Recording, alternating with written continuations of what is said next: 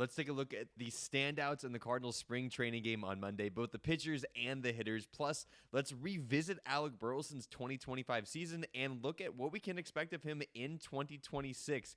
Thank you for tuning in to the St. Louis Cardinals Daily podcast. My name is Andrew Teuscher, and we are getting full of spring training's highlights and games and posts from Derek Gould and the Post-Dispatch, and it's baseball season, folks. I'm excited for it. At some point, spring training is going to get old, but right now, every single game feels like it's an actual baseball game, an actual MLB game happening, and I'm just excited for it. We're right around the corner of the World Baseball Classic as well, and for folks who partake in March Madness, it's right around the corner. We're just coming off of the Winter Olympics. It's a great time to be a sports fan, even if we don't have football around. And Michael McGrevy took the mound for the Cardinals on Monday, and he had himself a solid performance as a guy who's hoping to solidify a spot in the rotation. McGrevy's all but guaranteed a spot. He'd have to look really, really bad in spring training and or get hurt to not make the starting rotation for the Cardinals, but a performance like today will help him make the starting squad for the St. Louis Cardinals and return to where he was last year. The Cardinals desperately need this out of McGrevy to eat up some innings and be a solid pitcher like we know we can. McGrevy's not a guy who's like a top-end prospect. He's not a top-end talent, but he's a guy we hope can settle into being our fourth or fifth starter. And that's kind of the performance we got out of him this past game against the Marlins. He pitched 2 innings, gave up 2 hits, 1 earned run, and struck out 2 guys. And well, that 1 earned run came off a home run that deserves a fair bit of caveat. By the way, he did all that in 28 pitches. Going back to that home run, he gave up a 400-foot, no doubt bomb to the very first batter faced. It was 107.6 miles per hour off the bat, and you heard the announcers calling the game. I believe I heard the Marlins announcers technically, and they were just in awe right off. They were like ready to settle into the game and get chatting, and all of a sudden a nuclear bomb went off and landed in right field. Well, what happened was, and this has happened twice already for the Cardinals, they accidentally started the game with batting practice balls. And you can see it laid out more well in a St. Louis Post-Dispatch article by Derek Gould.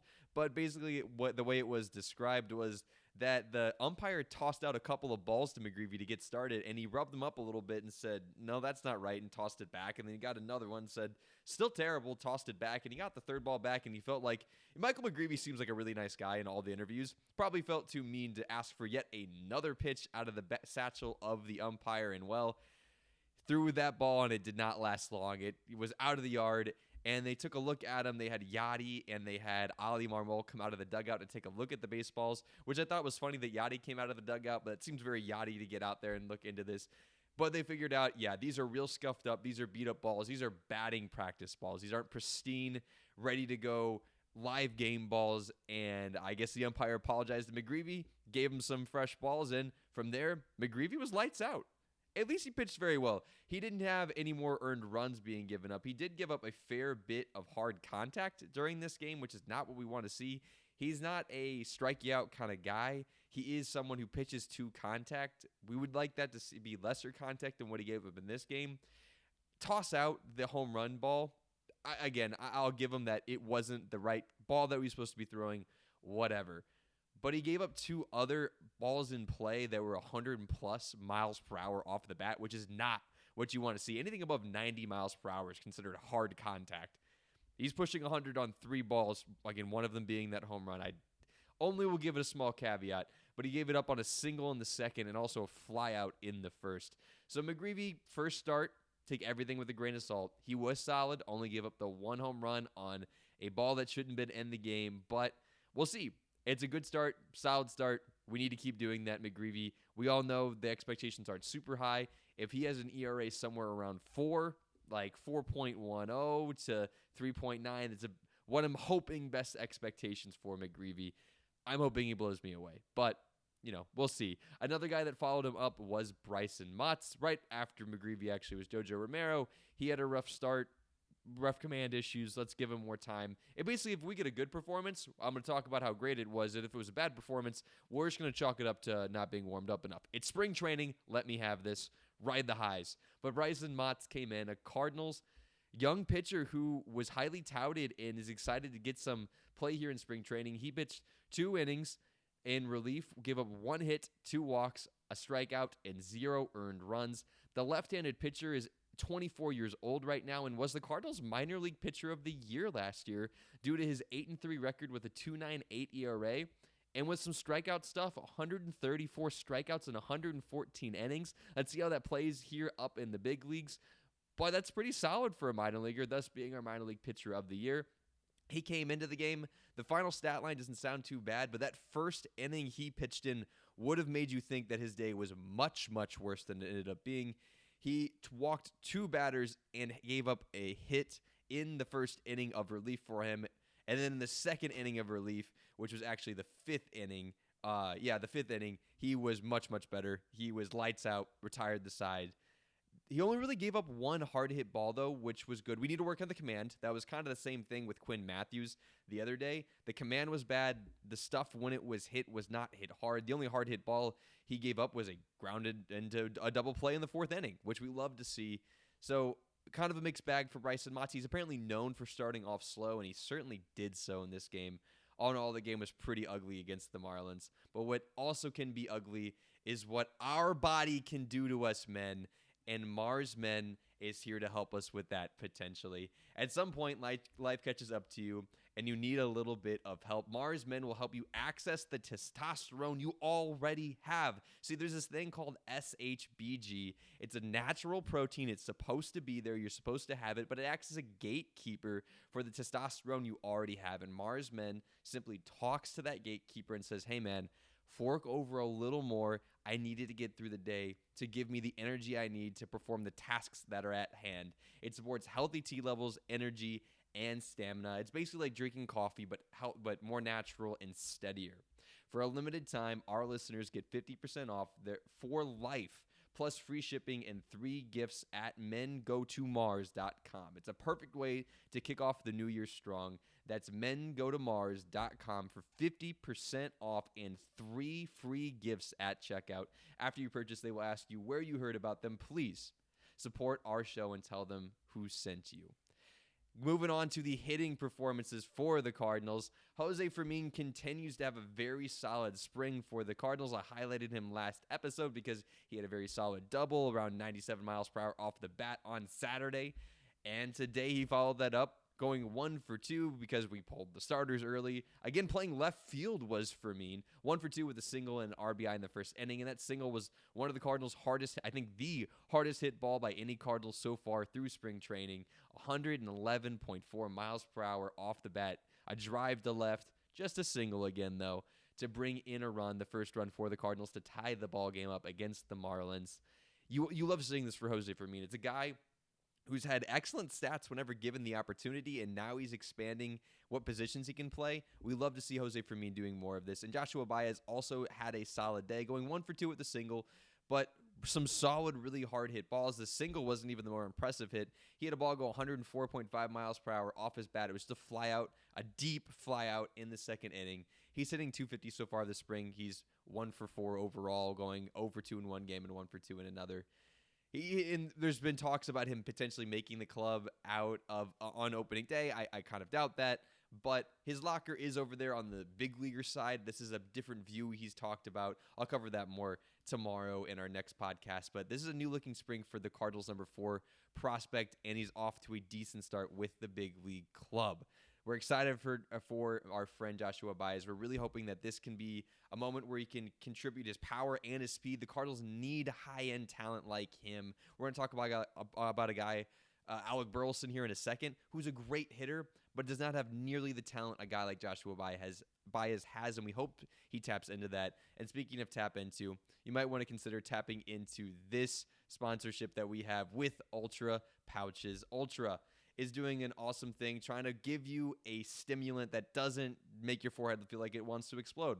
Already using a stimulant like Adderall, nicotine, or caffeine, Ultra Pouches is something you might want to consider. These pouches have no nicotine. They have no caffeine. You get that same kick as you get from nicotine or from Adderall or from caffeine, but without the cortisol spike that makes your forehead feels like it's going to blow up. I get this all the time.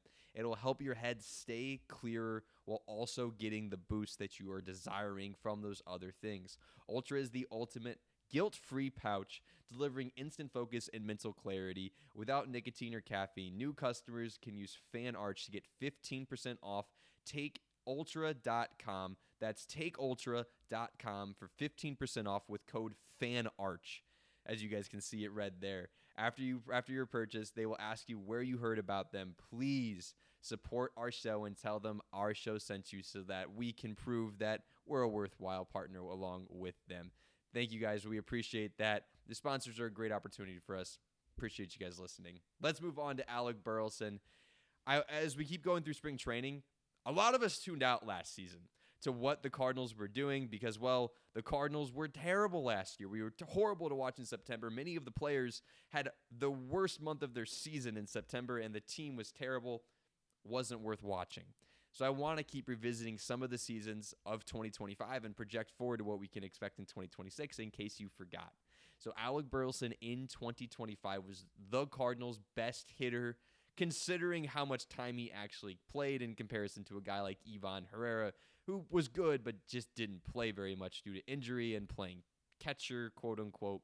Alec Burleson was probably the best overall player for the Cardinals with 546 plate appearances, a weighted runs created plus of 124. Again, that's one of those that say 100's average. He was 24% above average as a hitter because he slashed 290 with a 343 on base and a 459 slug. Good for an 801 OPS. It's hard. Only Cardinal that played a ton of games that had an OPS above 800. Had just 18 home runs. Hopefully we can work more on that. And he was the utility silver slugger, which I didn't realize existed until he received it this offseason. His advanced metrics match how incredible of a season he had last year for the Cardinals. He has a 14.5% K rate, which is in the 86th percentile. Dude just doesn't strike out. A whiff rate of 80 in the 85th percentile. A bat speed right above average, right around average, just above 55th percentile. But his squared up rate is 94th percentile. He just makes contact. Dude is just by definition a good hitter of the baseball. And the only area he's actually below average on in advanced metrics, hardly advanced, but if you go to Baseball Savant, you can see a lot more advanced metrics there, is walk percentage. He doesn't walk a ton, 7.1 percentile, which is in the 7.1%, which is the 35th percentile. But that's certainly not like detrimental, and he's also not striking out. He's just putting everything in play, which is why he could fall into some bad luck if you're putting everything in play. But I love having guys who put things into play. I am not a sabermetric guy who says, oh, strikeout or home runs. There's only 3 true outcomes. And I'm over that. Put the ball in play. Good things can happen. And last year, he was all sorts of all over the place, playing 50 games at first base, 75 games between left and right field, and 22 at DH. And the big step up for Burleson last year came in the fact that he cut his chase rate down from 34.5%, which was 14th percentile, all the way down to 28.8%, which is 44th percentile. Now, he's still not an above average in that category. There's still room to improve there, but he stopped swinging at crud pitches and instead actually started waiting for the pitch he wanted. Clearly, he wasn't even striking out in 2024. That wasn't an issue. He was still well above average in a good way in strikeout percentage, but he just stopped swinging at pitches he didn't have to swing at.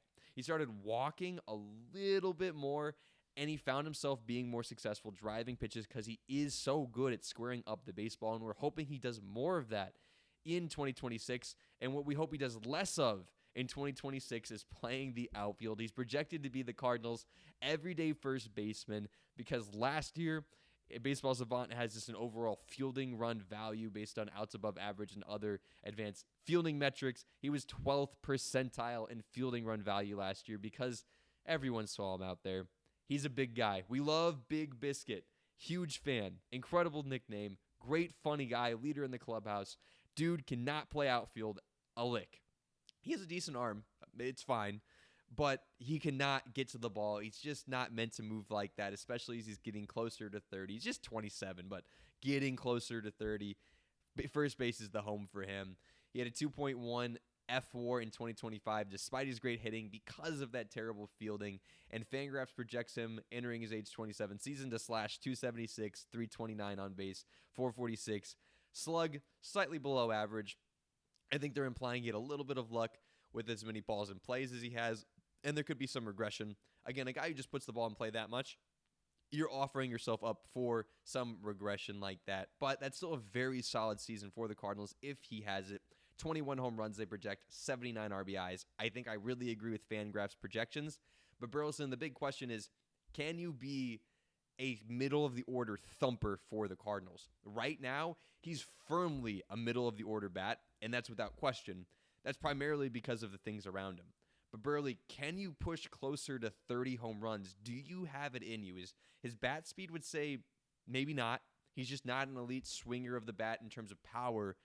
We'll take pushing 300 average and still contributing around 20 home runs and 30-something doubles. We will take that. But can you be more of a thumper? Do you have it in you? You're a big guy. We're hoping so. Give us that traditional first baseman. We would love that. You guys let me know what you think in the comment section. Could Burley actually develop into more of a thumper, middle-of-the-order, feared hitter, other than just being, low-key underrated? I want to see him take that next step. Could he be an all-star? I think he could. He probably will be for the Cardinals, considering other options this year. But would he be a legitimate all-star? Let me know what you guys think. Let me know what you thought about Fermin and Baez and McGrevy and Motz's start so far, and if you think the Cardinals can actually improve going into 2026. Don't forget to subscribe as well. We really appreciate it, guys. We got to 1K subscription because you guys are amazing. I really appreciate what you guys are doing here. I love the community we're building, and thank you for tuning again for the St. Louis Cardinals Daily Podcast. My name is Andrew Teuscher. Don't forget to tell a loved one, go Birds.